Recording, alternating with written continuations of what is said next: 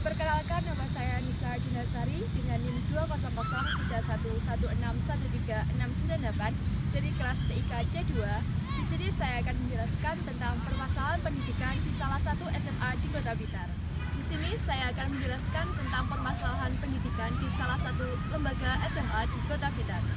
Sebelumnya saya telah melakukan observasi di lembaga tersebut. Dalam observasi saya menggunakan 3 dasar permasalahan. Yang pertama, sistem pendidikan yang diterapkan lembaga tersebut. Yang kedua, pendidikan karakteristik yang dilaksanakan lembaga tersebut. Dan yang terakhir adalah pendidikan multikultural yang dilaksanakan lembaga tersebut.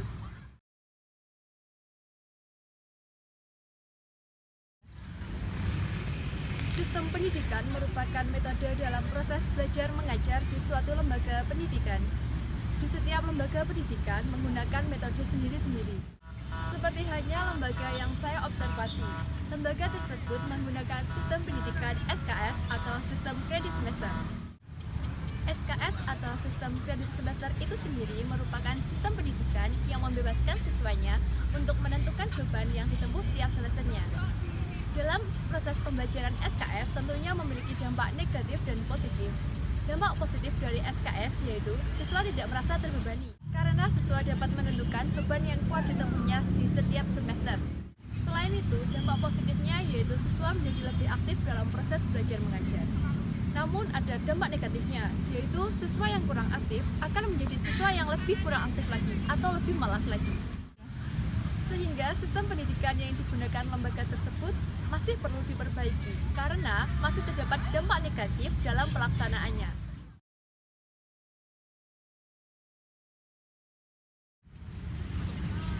Karakter merupakan nilai-nilai yang berhubungan dengan Tuhan, diri sendiri, sesama manusia, lingkungan, dan kebangsaan yang terwujud dalam sikap, perkataan, pikiran, perasaan, dan perbuatan yang berdasarkan norma-norma yang berlaku.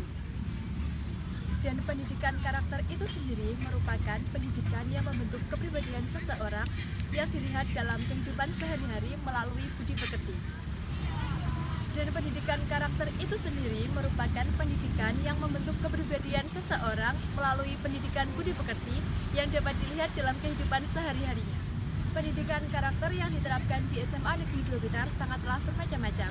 Yang pertama, SMA Negeri 2 Blitar menerapkan pendidikan karakter di bidang religius. SMA Negeri 2 Blitar membuat kesepakatan untuk sholat berjamaah di waktu zuhur dan sholat berjamaah di waktu sholat Jumat. Yang kedua, pendidikan karakter di bidang kedisiplinan. SMA Negeri 2 Blitar mengajak semua warganya menerapkan 5S. Dan SMA Negeri 2 Blitar mewajibkan seluruh siswanya untuk menuntun kendaraan di gerbang sekolah sampai menuju ke parkiran. Yang kedua adalah pendidikan karakter di bidang kedisiplinan. SMA Negeri 2 Blitar mengajak semua warga SMA Negeri 2 Blitar untuk menerapkan 5S. Selanjutnya, SMA Negeri 2 Blitar mewajibkan seluruh warga SMA Negeri 2 Blitar untuk mengikuti upacara tiap hari Senin dan hari-hari besar nasional. Yang ketiga adalah mewajibkan seluruh siswa SMA Negeri 2 Blitar untuk menuntun kendaraan dari gerbang sekolah menuju ke parkiran sekolah. Yang ketiga adalah karakter kreatif diwujudkan dalam kegiatan di bidang ekstrakurikuler dan lomba-lomba di perguruan tinggi. Yang keempat adalah karakter toleransi. Siswa diajarkan untuk saling menghargai perbedaan pendapat dan keberagaman siswa, seperti halnya menerima program pertukaran siswa dengan siswa Papua. Yang kelima, karakter demokratis diwujudkan dalam pemilihan pengurus OSIS, Dewan Ambalan, dan reorganisasi ekstrakurikuler dengan demokratis. Yang keenam adalah karakter mandiri. Siswa diberikan unit kegiatan belajar mandiri yang akan menentukan siswa lulus cepat, lambat, atau normal.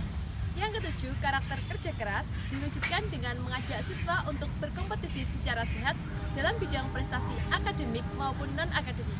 Yang kedelapan, karakter rasa ingin tahu diwujudkan dengan menyediakan sarana perpustakaan siswa mengetahui hal-hal baru di luar sana agar memiliki pengalaman yang lebih luas, dan menyediakan sarana BK untuk mengetahui jenjang perguruan tinggi negeri. Yang terakhir adalah karakter semangat kebangsaan yang diwujudkan dengan mengikuti upacara tiap hari Senin dan Hari Besar Nasional, mengikuti kegiatan bela negara dalam LDKS, dan mengikuti lomba-lomba dalam bidang kebangsaan.